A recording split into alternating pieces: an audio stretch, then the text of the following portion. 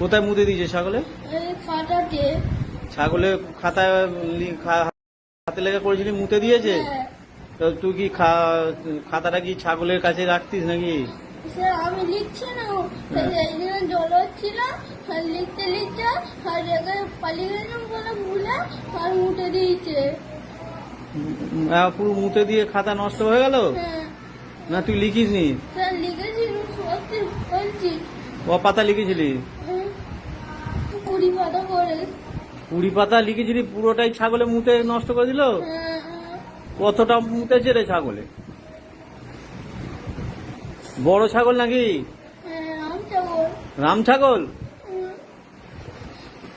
এমন অত পাতা লিখলি, তা ছাগলে এমন পেচ্ছাপ করলো, মুদলো যে তোর সব পাতা ভিজে নষ্ট হয়ে গেল? ঠিক কথা, সত্যি কথা বলছিস?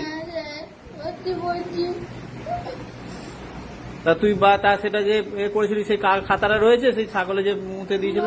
ফেলে দিয়েছে। মা ফেলে দিয়েছে? কেন?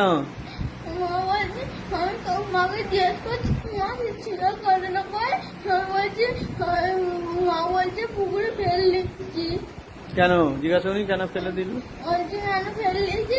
আমি বলছি মা এই যে কেন ফেললি? বলছে তুই আবার লিখে নিবি। বেশ কথা বলছিস রে। কটা সাবজেক্টে লিখেছিলিস? কিসের কিসের লিখেছিলিস? বাংলা, ইংরাজি, অঙ্ক আর পরিবেশ। অতগুলো খাতা কত পাতা করে লিখেছিলিস? 20 পাতা করেছো। সব 20 পাতা করে সব লেখা, অতগুলো খাতায় ছাগলে মুতে দিল? হ্যাঁ কি ছাগল রে, কত পেচ্ছাপ করেছে রে, অনেক নাকি? হ্যাঁ খুব বড় ছাগল? হ্যাঁ 4টে খাতাই তোর মা ফেলে দিল? হ্যাঁ ছিঁড়ে সব একটা একটা করে ছিঁড়ে ফেলে দিয়েছে। তুই তো ওইটা এবার তোর কথাটা আমরা কি করে বিশ্বাস করবো বল? তুই যদি খাতাগুলো রেখে দিতিস, আমরা দেখলে বুঝতে পারতাম হ্যাঁ সত্যি ওই ছেলেটা লিখেছে, ছুটিতে লিখেছে, কিন্তু ছাগলে যদি মুতে দেয় ও সে কি করবে? কিন্তু তুই তো তার কোনো প্রমাণও নেই, তোর মা খাতাগুলো সব ফেলাই দিল? হ্যাঁ সত্যি বলছি আমি। সত্যি বলছি? হ্যাঁ আচ্ছা, কোথায় ফেলে দিয়েছিল খাতাগুলো? পুকুরে জলে। পুরো জলে ফেলে দিল? হ্যাঁ। অন্য জায়গায় ফেললে তো পাওয়া যেত।